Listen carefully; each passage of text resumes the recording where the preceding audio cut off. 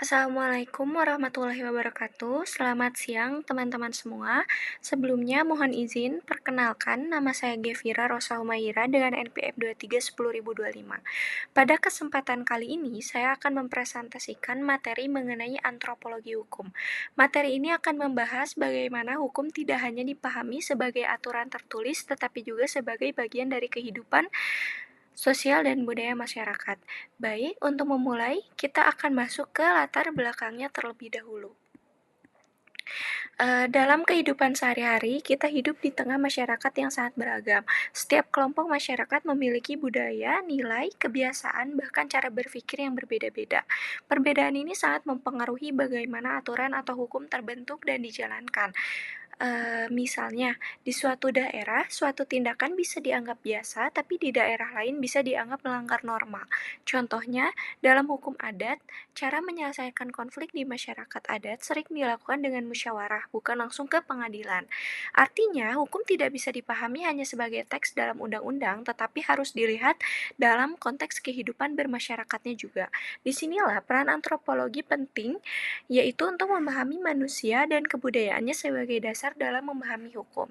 Setelah memahami latar belakangnya, sekarang kita akan masuk ke pengertian antropologi hukum itu sendiri. Antropologi adalah ilmu yang mempelajari manusia secara menyeluruh, baik sebagai makhluk biologis maupun sosial.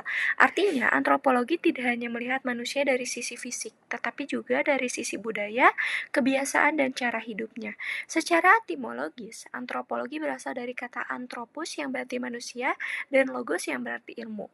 Contohnya, antropologi mempelajari bagaimana suatu suku memiliki tradisi tertentu, cara berpakaian, hingga sistem hukum adatnya.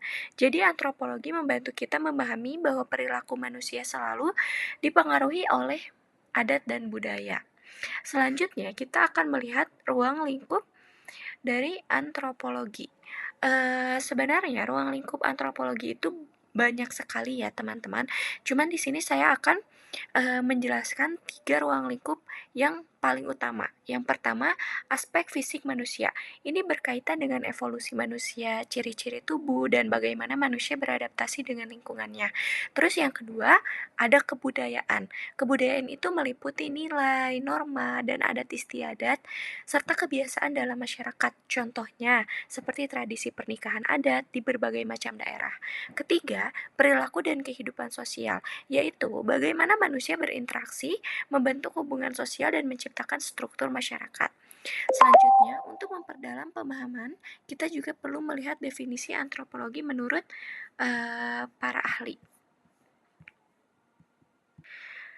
Di sini pengertian menurut para ahli, yaitu menurut Konjan-Raningrat, antropologi adalah ilmu yang mempelajari manusia beserta kebudayaannya. Kebudayaan artinya manusia tidak bisa dipisahkan dari budaya yang membentuk cara hidupnya. Kemudian menurut Theo Ihromi, kebudayaan juga mencakup hukum yang hidup dalam suatu masyarakat.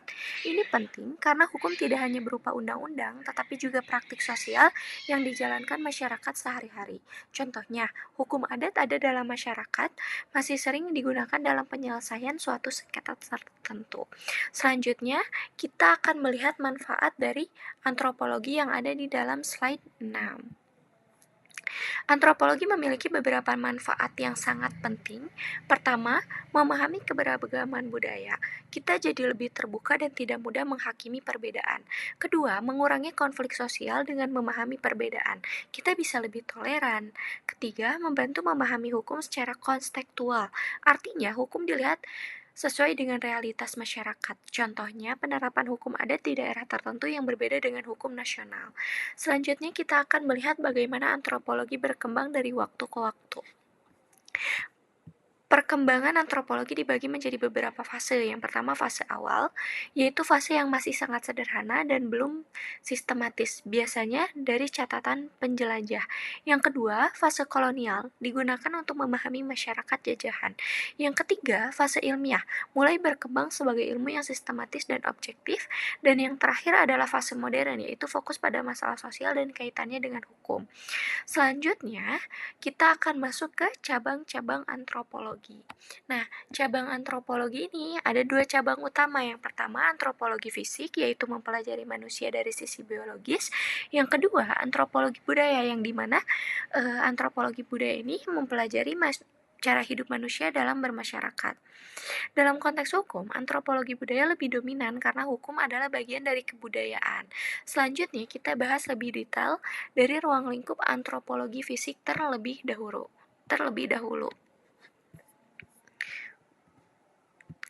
Pada bagian ini, kita mulai masuk lebih spesifik ke dalam antropologi fisik. Antropologi fisik berfokus pada manusia sebagai makhluk biologis, sehingga pembahasannya lebih menekankan pada aspek tubuh dan perkembangan manusia itu sendiri. Salah satu kajian penting dalam antropologi fisik adalah evolusi manusia. Di sini, para ahli mencoba memahami bagaimana manusia berkembang dari masa ke masa, mulai dari manusia purba hingga manusia modern, seperti sekarang. Hal ini penting karena dari evaluasi tersebut kita bisa melihat bagaimana perubahan lingkungan mempengaruhi bentuk dan kemampuan manusia. Selain itu, antropologi fisik juga mempelajari variasi fisik manusia.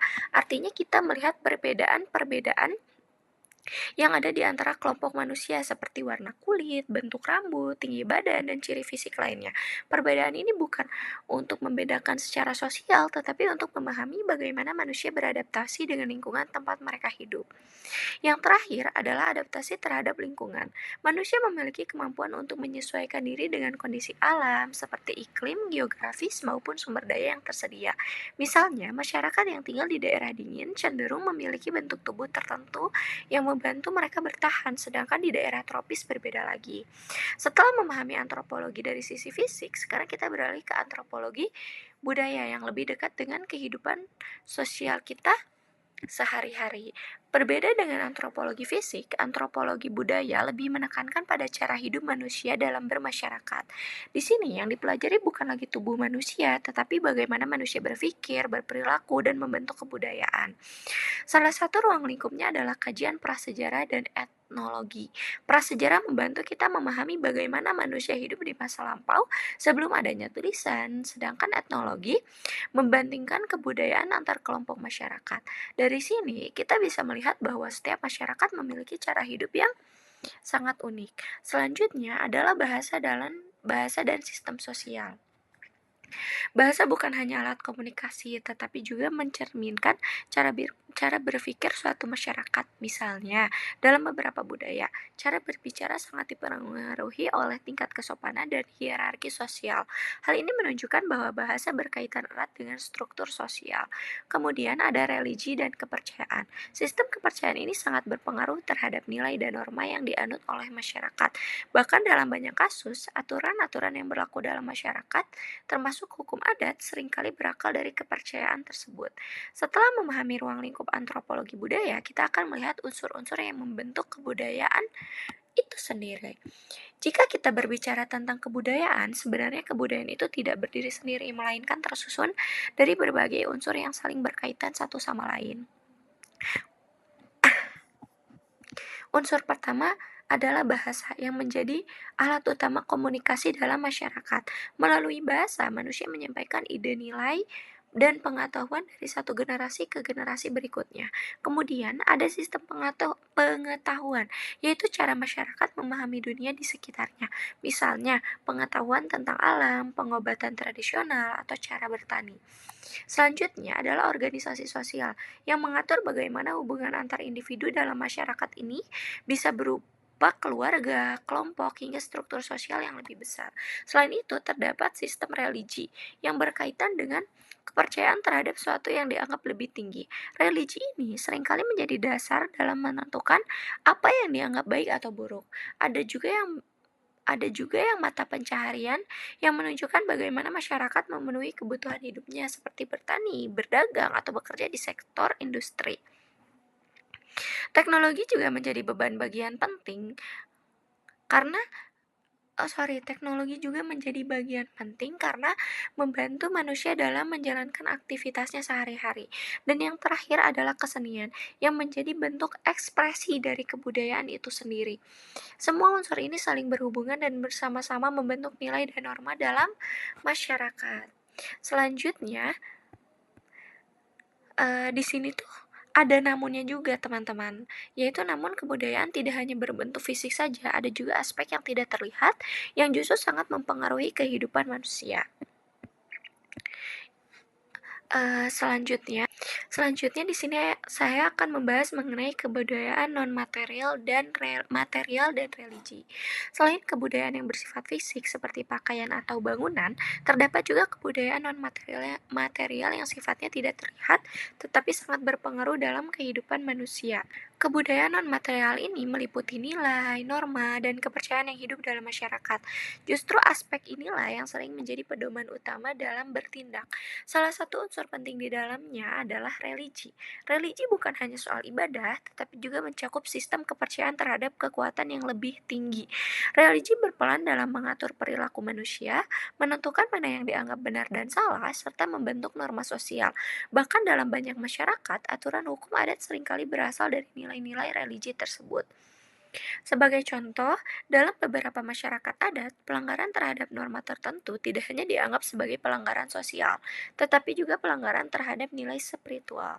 Selanjutnya, kita akan melihat bagaimana hubungan antara individu, masyarakat, dan kebudayaan saling berkaitan.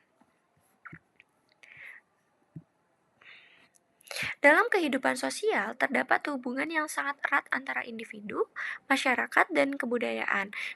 Ketiganya tidak bisa dipisahkan karena saling mempengaruhi satu sama lain. Individu merupakan pelaku utama dalam kehidupan sosial. Setiap tindakan yang dilakukan individu, baik itu berbicara, berperilaku, ataupun mengambil keputusan akan berpengaruh terhadap lingkungan sekitarnya.